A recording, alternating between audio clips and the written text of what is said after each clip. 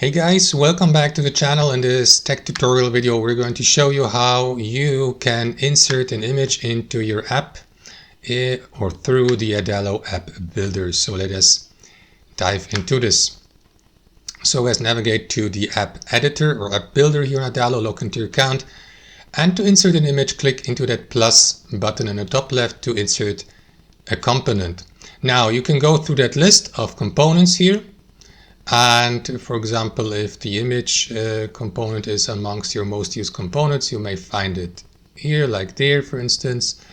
But you can also go through these options at the top, click into image here, or use the shortcut I in capital letters.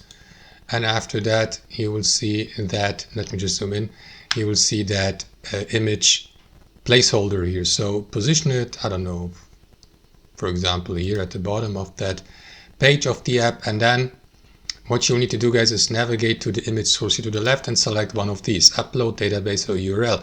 So I would like to upload it from my device. Click into that field, locate the file on your device in JPEG or PNG file format, wait for it to be uploaded, and then it will be added to your app so that you may position it here, crop it if needed. And that's it, guys. Thanks for watching. Hope you enjoyed it, got some value from it, and we'll see you next time on our channel.